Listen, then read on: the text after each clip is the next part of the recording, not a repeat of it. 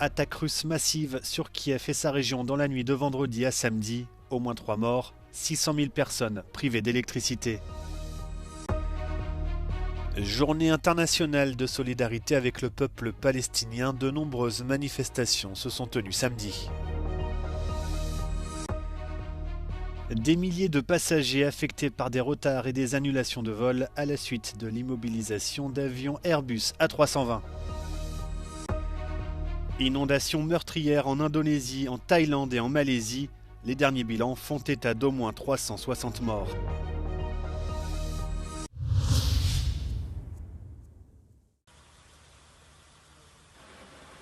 Au moins 3 personnes ont été tuées dans une nouvelle attaque d'ampleur russe visant Kiev et sa région dans la nuit de vendredi à samedi.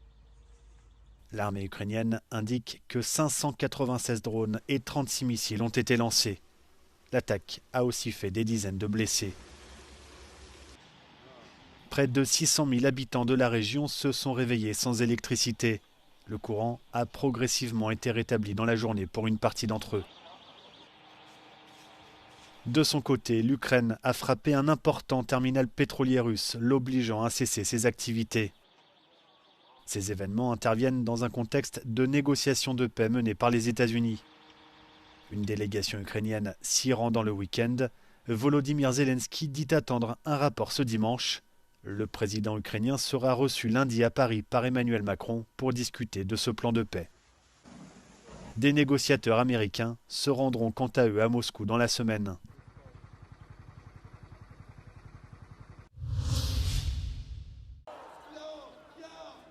Des milliers de personnes se sont rassemblées dans plusieurs grandes villes européennes samedi à l'occasion de la journée internationale de solidarité avec le peuple palestinien. À Rome, la militante Greta Thunberg et la représentante de l'ONU Francesca Albanese ont pris la tête du cortège. Les manifestants ont notamment demandé l'arrêt de toute forme de coopération militaire entre l'Italie et Israël. Un grand regroupement s'est également tenu dans la capitale irlandaise, Dublin.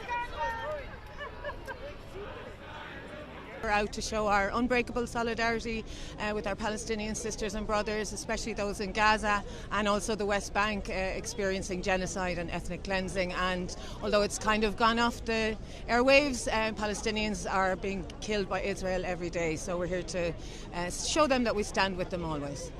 Le 29 novembre 1947, les Nations Unies adoptaient un plan de partage de la Palestine avec le retrait des troupes britanniques de la région.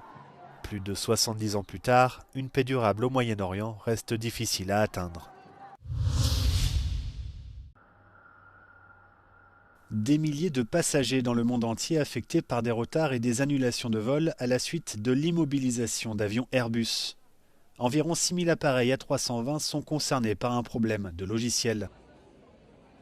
Une enquête sur un incident survenu au mois d'octobre a en effet révélé que les radiations solaires pouvaient interférer avec les commandes de vol de ces appareils. Si bon nombre d'avions ont déjà pu bénéficier de la mise à jour du logiciel concerné, certains plus anciens devront voir leur ordinateur de bord remplacé. Air France prévoit de son côté un retour à la normale dimanche, sauf pour les vols qui relient les destinations des Caraïbes entre elles, Guyane, Martinique, Guadeloupe, République dominicaine et Haïti.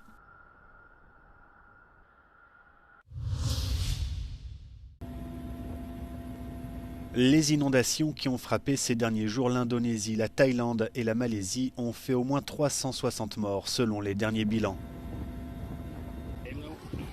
Sur ces images diffusées par l'armée thaïlandaise, les secours en action pour venir en aide aux habitants des zones submergées. Plus de 160 morts ont été recensés dans le pays. La province de Songkhla est particulièrement touchée.